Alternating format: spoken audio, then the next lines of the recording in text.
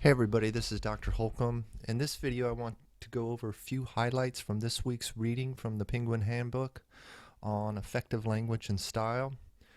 And I'm doing this also in the context of revision. When you think about revision you can think about it in two levels. You can think about it in kind of substantive terms, like, do I have a arguable thesis? Is it a concrete, specific thesis? Am I backing that thesis up with reasons? Am I supporting those reasons with more reasons or evidence? Am I acknowledging opposing views? Am I accommodating my audience and my situation? Those are kind of broader global concerns. But revision should also include attention to the language. And I really like this unit from the Penguin Handbook. I think it offers some really good nuts and bolts advice about how to write clear, direct, clean, powerful prose. And I wanted to go over a few of what I consider the more useful tidbits. First, use active and action verbs. There's a distinction here that I'll explain in a minute. Second, focus on people or characters. Characters is in quotes for a reason that I'll also explain in a minute. Vary your sentences, both in terms of length and structure, and learn how to manage information in a sentence and make sure that that important information gets emphasized. Have some control over that. Okay, let's begin with active and action verbs. Now, when I say active, I primarily mean the active voice versus the passive voice. Action verbs is something I'll discuss in a second. But if you look at the first example, the suburb was destroyed by the forest fire. That's passive. The telltale signs of the passive is some form of the to be verb, like was, is, were, been, plus a past participle. Those are the essential ingredients of a passive voice. Sometimes people can think if it's just a be verb, it's passive, like the dog is in the backyard. That's not passive. It doesn't have a past participle. So it's a good rule of thumb to strive to use the active voice whenever possible. There are times when the passive voice is the better option, and I'm going to talk about those next week when I do a follow-up video to this. But for right now, that's a good general rule of thumb to strive to use active voice rather than passive. Now, if you look at the second sentence, second set of sentences, Shaun White was a skier before he was 5, but became a snowboarder at age 6. The problem here is that these verbs are active, actively voice, but they're a special kind of verb. They're linking verbs. They just connect one noun to another. There's no action sort of implicit in them. What Lester Fegley in the Penguin Handbook recommends is to change these into more active versions or active verbs. So the revision here was Shaun White skied before he was 5, but switched to snowboarding at age 6.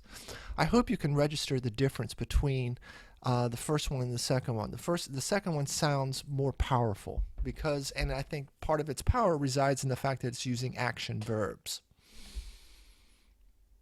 Okay. Second point, focus on people or characters. And it's a little bit more than that. I think when Lester Fegley says focus on people, I think he primarily means put people or characters in the subject position of your sentences. Make them the grammatical subject of the verbs.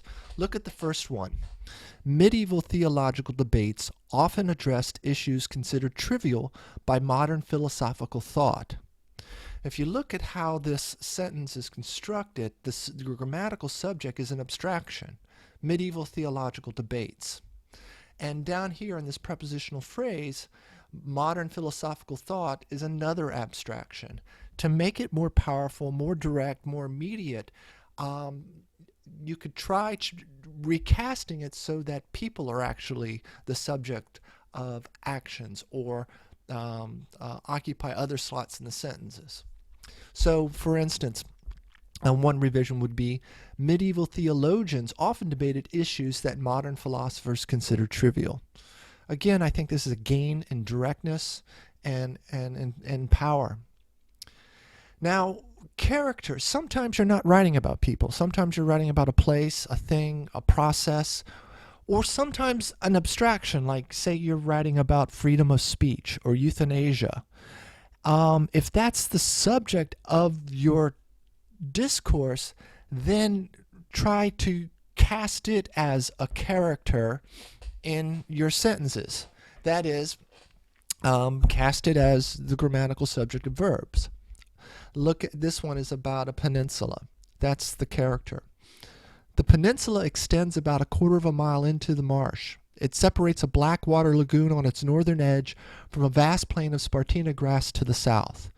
You see, the peninsula is the character here, and I'm signaling that it's a character by putting it in the grammatical subject slot in both sentences. Okay. This is a related topic. Sometimes the characters or the agents are displaced or absent. Look at this, the first set of sentences. An investigation into the crime was conducted by police.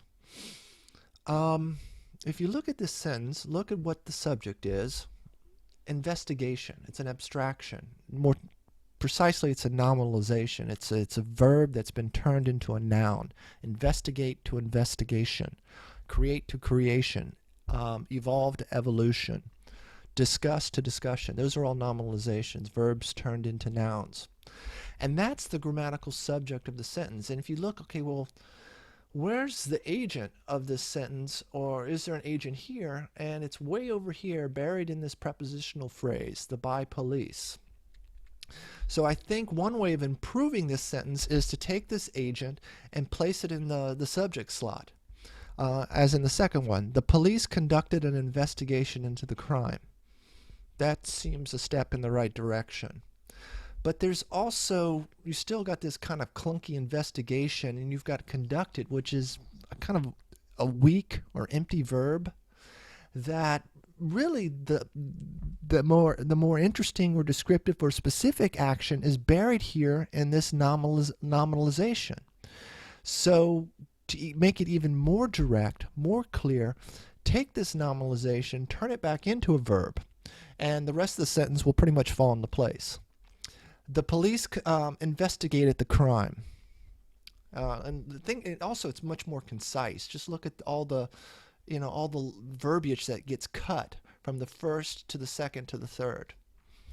In the next set of sentences, there is no explicit agent. A decision was made to bring the meeting to an end.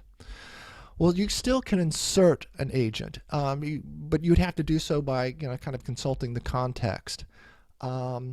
One possibility would be, if you're talking about our actions, you would go, we decided to end the meeting. Or if you're talking about the implicit agents of this action is the research team, then you throw them in as the grammatical subject.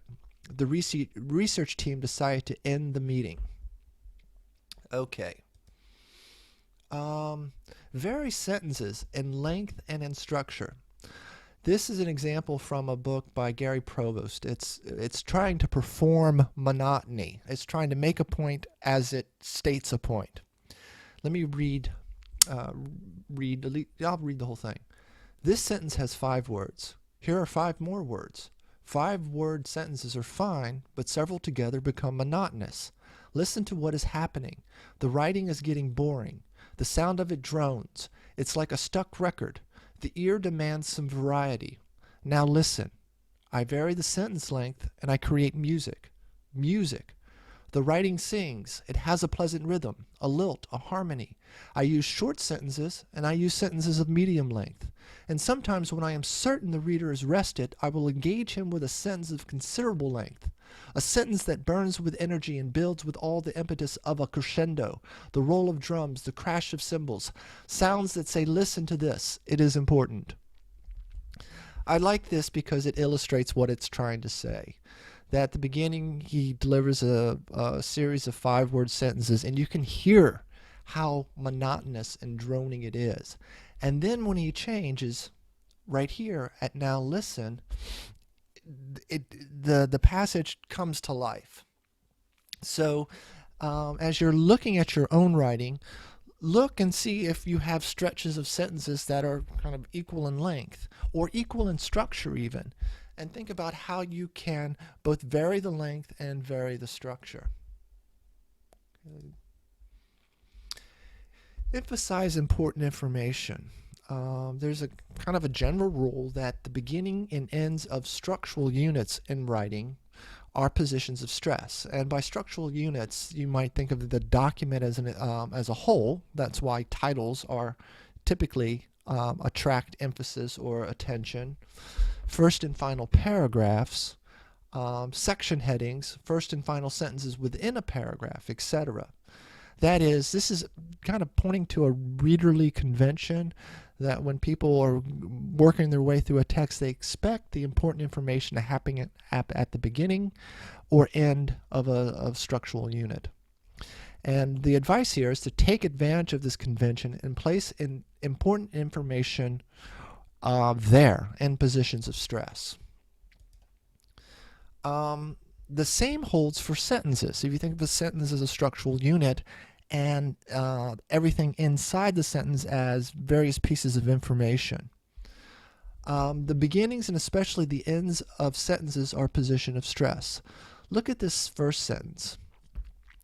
The president announced the death of Osama bin Laden during a televised address to the nation on May 2nd, 2011. Now, I asked you to rank, divide this up into little bits of information and then rank them in order of importance. My guess is this stuff after bin Laden would be ranked fairly low. The problem here, it's not important information, but it's in a position of importance. So there's a mismatch between the form and the meaning. To correct this, correct is probably too strong of a word, but to make it more effective, I would take the less important information and front load it in the sentence and look for the news. The real news is the death of Osama bin Laden. Now, since that's the news of the sentence, why not just save it for a position of stress at the end? As in, on May 2nd, 2011, during a televised address to the nation, the president announced the death of Osama bin Laden. You can think of a sentence. Every sentence is a little story that it builds to a climax. And you want to make sure that the location of that climax and the information that occupies that location, there's a match. Or it's like a joke. You don't tell the punchline at the beginning. You wait till the end to deliver the punchline. So think of your sentences in that way. Think about putting the important information at the end. Okay, that's all there is to this video. As I said at the beginning of the video, I'm going to build on material here in a video next week when we talk about cohesion and coherence. Okay, I hope you have a great rest of the week, and I'll talk to you soon. Bye-bye.